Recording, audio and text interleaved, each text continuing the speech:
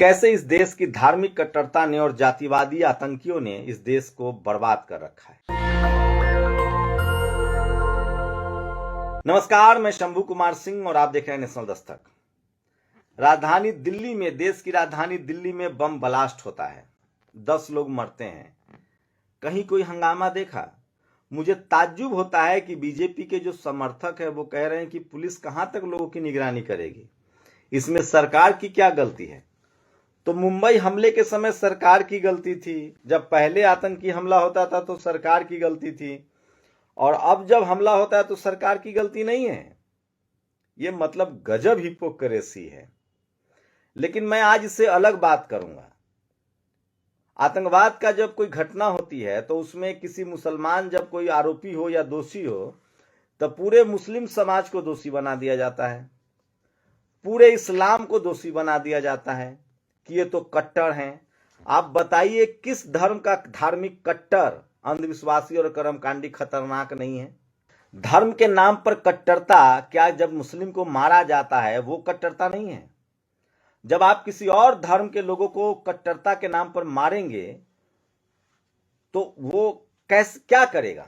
तब इसी तरह के आतंकवादी बनते हैं। लेकिन मैं फिर कह रहा हूं, ये भारत के इस्लाम मानने वाले लोगों की साजिश नहीं है, ये पाकिस्तान की साजिश है जो हमारे देश में आतंकवाद बढ़ा रहा है। भारत के इस्लाम मानने वाले लोग भारत के खिलाफ नहीं है, वो पहले भारतीय हैं, वो भारत के संविधान को मानते हैं, इतना मुझे भरोसा है। और ऐसे लोग जो बरगलाए गए हैं, जो पाकिस्तानी जासूस हैं, क्या उसमें हिंदू नहीं है? दर्जनों हिंदू पाकिस्तानी जासूसी करते हुए नहीं पकड़े गए हैं? तो क्या पूरे हिंदू समाज को आतंकवादी कह दिया जाए? आप बताइए। अगर कोई हिंदू पाकिस्तान के लिए जासूसी करे तो क्या सारे हिंदुओं को आप पाकिस्तानी जासूस कह देंगे? आप बताइए। मैं फिर कह रहा हूं, जो धार्मिक रूप से जो धर्म के नाम पर जो हिंसा कर रहे हैं, जो कट्टरवादी हैं, वो किसी के सगे नहीं हैं, चाहे वो किसी धर्म के हों। और सोचिए ये जातिवाद कितना जो धार्मिक रूप से कट्टर होगा, जो अपने धर्म के नाम पर दूसरों की हत्या करेगा, दूसरों को लिंच करेगा, चाहे कि बम फोड़ के मारे या खाने पीने के लिए मारे या लिंच करे, ये सब के सब आतंकवादी हैं। तो कोई भी धर्म अगर उसका मानने वाला धर्म के नाम पर आतंकवाद फैलाता है, हिंसा करता है, लोगों की जान लेता है, तो वो धार्मिक तो कतई नहीं है, वो आतंकवादी है। और वो इस देश को कानून के हिसाब से उसको सजा मिलनी चाहिए। लेकिन किसी एक की वजह से उस पूरे धर्म को कह देना, नकार देना, उस पूरे धर्म को कटघरे में खड़ा कर देना, ये भी एक तरह का अपराध है और आतंकवाद है। और इसी से देश का भाईचारा टूट रहा है। इसी से देश, सोचिए कौन लोग हैं जो धर्म के नाम पर रोज हत्याएं कर रहे हैं? कौन लोग हैं? उनको पहचानिए। उनको इस देश में सिखों का नरसंहार हुआ, इस देश में रोज दलितों का नरसंहार होता है, इस देश में रोज मुसलमानों की लिंचिंग हो रही है, तब कौन चुप रहता है? यह बड़ा सवाल है। कौन लोग हैं जो इस आतंकवाद के खिलाफ, जो पाकिस्तान पोषित आतंकवाद है उसके खिलाफ तो बोलते हैं, लेकिन वो कौन लोग हैं जो जातीय आतंकवाद के खिलाफ नहीं बोलते हैं? ये बड़ा सवाल है। और सवाल है कि अगर आतंकवाद का धर्म से लेना देना है तो फिर वो जासूस जो किसी धर्म का पकड़ा जाए, क्या उस सारे धर्मों के खिलाफ बोलेंगे?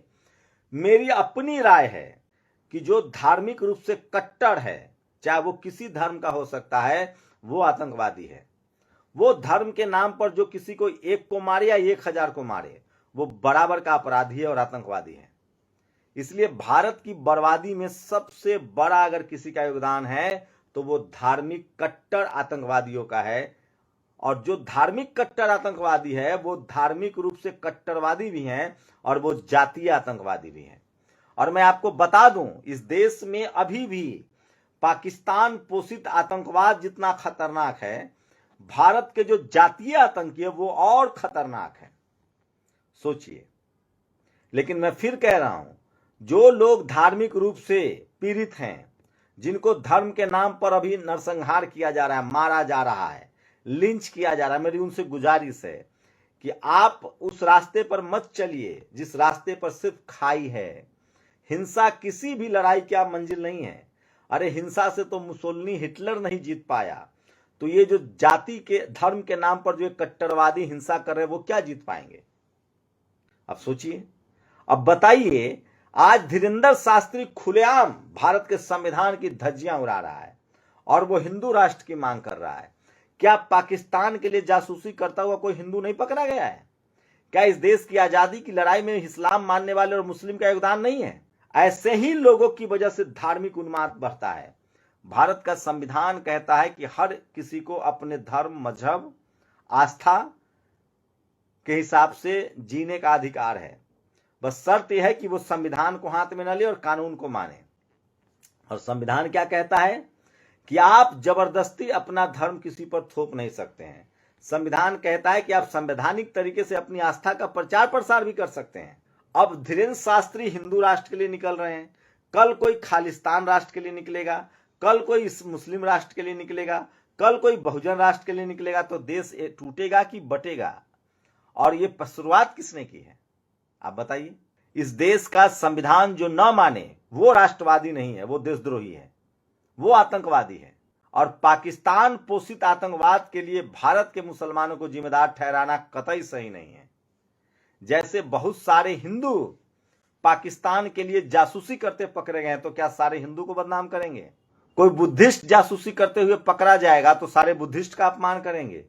कोई सिख पकड़ा जाएगा तो सारे सिखों का अपमान करेंगे। कोई ईसाई पकड़ा जाएगा तो सारे ईसाइयों का अपमान करेंगे। ये सच है।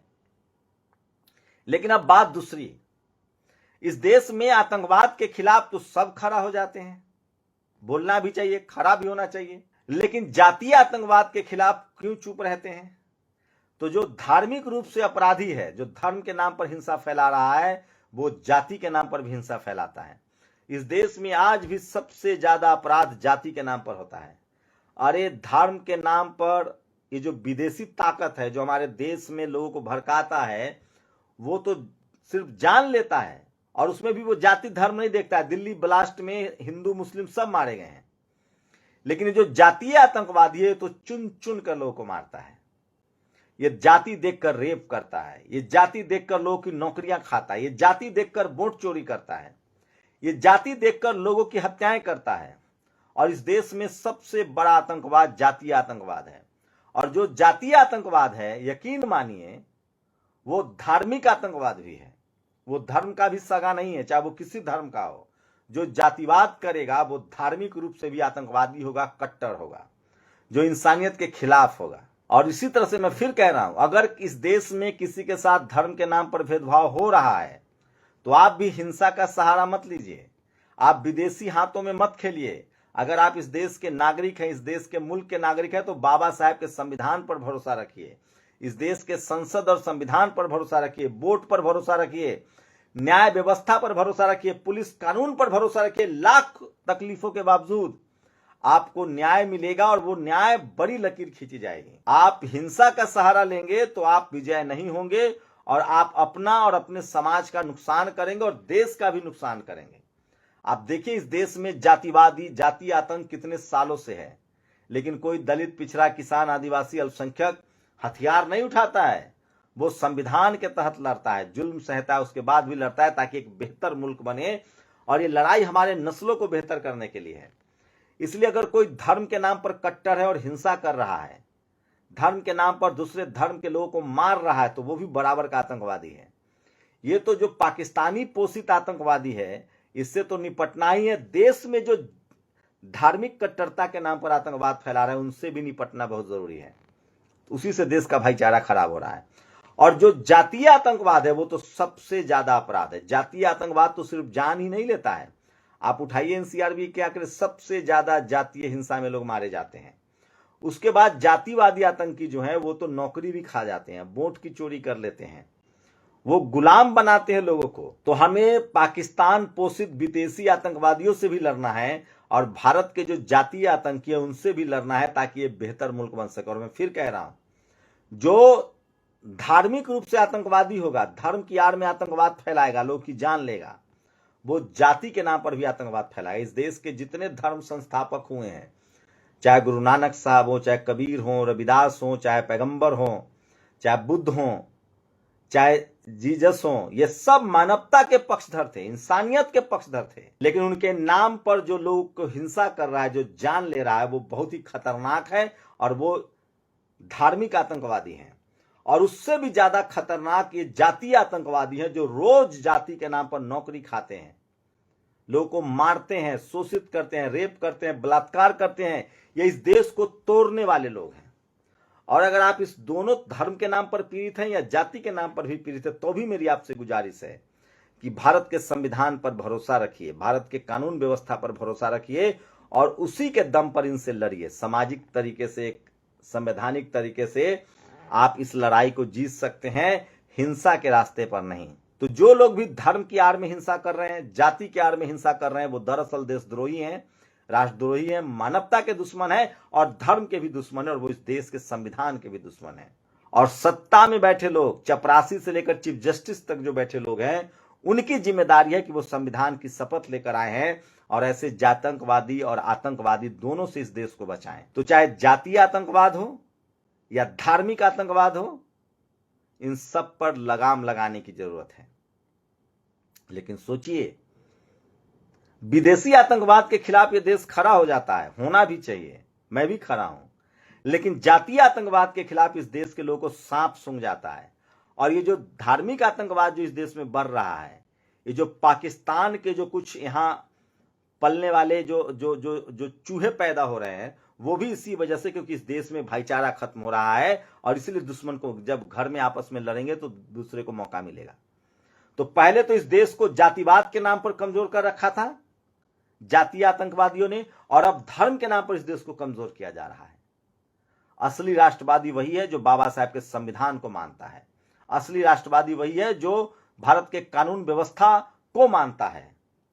और जो लोग चपरासी से लेकर चीफ जस्टिस तक जातीय आतंकवाद हैं, वो भी एक तरह के आतंकवाद। इस देश में सबको न्याय मिलेगा, त्वरित न्याय मिलेगा, तो इस देश में कोई नहीं होगा, किसी धर्म और जाति के लोग नहीं होंगे जो विदेश का कठपुतली बनेंगे या विदेशी मुल्कों के इशारे पर काम करेंगे। इसलिए जो जातीय आतंकवादी हैं, उनकी वजह से धार्मिक आतंकवाद भी पनप रहा है और उस पर लगाम लगाने की जरूरत है। इसलिए इस देश में जब तक जातिवाद के खिलाफ ऑपरेशन नहीं चलेगा, जातिवाद के नाम पर जो गैर बराबरी है, भ्रष्टाचार है, चोरी है, उसको नहीं खत्म किया जाएगा, तब तक धीरे धीरे ये जातीय आतंकवाद भी फैलता रहेगा और ये धार्मिक आतंकवाद भी फैलता रहेगा। और धार्मिक आतंकवाद आप एक को मारिए, 1000 को मारिए, दोनों एक तरह के बराबर हैं। इसलिए किसी भी तरह के धार्मिक कट्टरता और आतंकवाद से बचिए, धर्म के आड़ में किसी पर हिंसा करने से बचिए। भारत का संविधान सब धर्म का सम्मान करता है, सभी धर्मों को बराबर का अधिकार देता है और सभी धर्मों की सुरक्षा की गारंटी करता है। और जो लोग विदेशी ताकतों के हाथ पर खेल रहे हैं और उसके चलते पूरे कम्युनिटी को बदनाम कर रहे हैं, वो भी एक आतंकवाद है। तो जाति के नाम पर हिंसा हो या धर्म के नाम पर हिंसा हो, ये भी आतंकवाद है। और जो लोग विदेशियों के हाथ में खेल रहे हैं, उन पर सख्त कार्रवाई होनी चाहिए, चाहे वो किसी धर्म और जाति के हों। देश पहले है, देश प्रथम है। और जो देश में जातिवादी आतंकवादी हैं, उनके चलते जो उन पर भी कार्रवाई होनी चाहिए। ये मुल्क तभी बेहतर मुल्क बनेगा, सुरक्षित मुल्क बनेगा, विकसित मुल्क बनेगा, जब हम संविधान के दम पर चलेंगे और संविधान के साथ चलेंगे और हम अपनी सेना को मजबूत करेंगे, अपने मुल्क को मजबूत करेंगे, अपने संविधान को मजबूत करेंगे और संवैधानिक मूल्यों को मजबूत करेंगे। धर्म के नाम पर, जाति के नाम पर जो भी हिंसा कर रहे हैं, वो इस देश के दुश्मन है, मानवता के दुश्मन है और वो अपने धर्म और जाति के भी दुश्मन है, अपने समाज के दुश्मन है। आप लोग अपनी राय जरूर दीजिए। शुक्रिया। नेशनल दस्तक की आपसे गुजारिश है कि अगर इसको बचाना चाहते हैं तो नेशनल दस्तक को सब्सक्राइब करने के लिए रेड कलर के सब्सक्राइब बटन को दबाएं, फिर बेल आइकन की घंटी दबाएं। नेशनल दस्तक को बचाने के लिए बहुत जरूरी है कि हर खबर को शेयर करें, लाइक करें, कमेंट जरूर करें।